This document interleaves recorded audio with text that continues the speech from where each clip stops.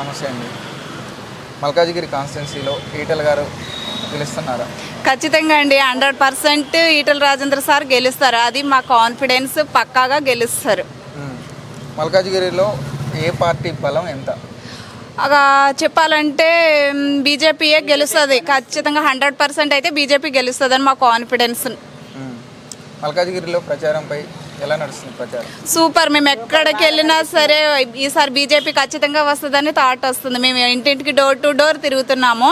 అక్కడ వచ్చింది ప్రతి వ్యక్తి నోటంపడ వచ్చింది అయితే బీజేపీయే గెలుస్తుంది. ఈసారి మేము అందరము కమలానికి వేస్తాం. బీజేపీ గెలుస్తుంది, ఈటెల రాజేంద్ర సార్ గెలుస్తారు. మోడీ ఆశీస్సులు ఈటెల గారికి ఉన్నాయంట? ఉన్నాయి, ఖచ్చితంగా ఉన్నాయి. గ్యారంటీ 100%.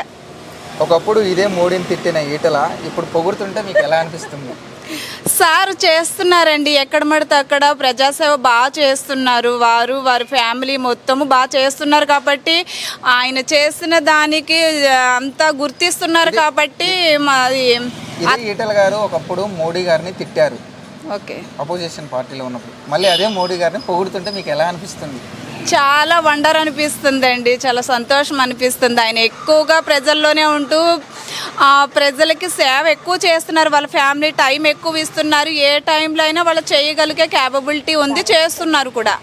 ఏ టైంలో అయినా చేస్తున్నారు. సపోర్ట్ ఉంది, ఈటెల రాజేంద్ర సార్ సపోర్ట్ ఉంది ప్రజలకి.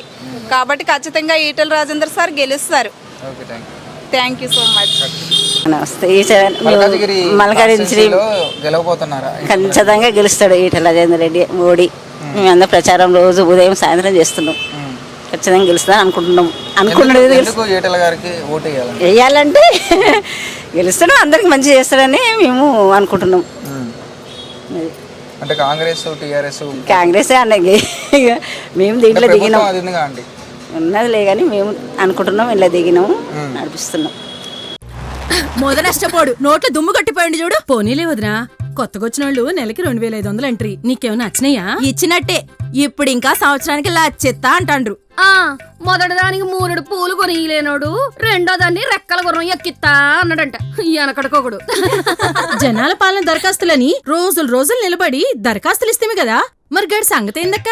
అయ్యో షెల్లే, అయ్యన్నీ ట్రంకు పెట్లల్లా భద్రంగా పెట్టిండ్రు కదా, అటు తాళం సేవలు పోయినాయంట. పాపం మంత్రులందరూ వెనకలాడుతా ఉన్నారు. ఏ నా బిడ్డ పోయిందిగా తీసుకురానికి కొత్తగా వచ్చిన వాళ్ళు ఇచ్చిన స్కూటీ మీద. ఈసారి నేనైతే బీజేపీకి ఓటు గుద్దుడే. కొత్తగా వచ్చిన వాళ్ళు లెక్క దగులుబాజీ మాటలు మోదీకి అస్సలు రావు. ఉచితంగా గ్యాస్ కనెక్షన్ ఇస్తా అన్నాడు, ఇచ్చిండు. బాత్రూములు కట్టిస్తా అన్నాడు, కట్టించిండు. ఇస్తా అన్నాడంటే ఇస్తాడంతే. కమలం గుర్తుకి ఓటేద్దాం, బీజేపీని గెలిపిద్దాం. మోడీ మన అందరి నేస్తం, బీజేపీనే గెలిపించేద్దాం.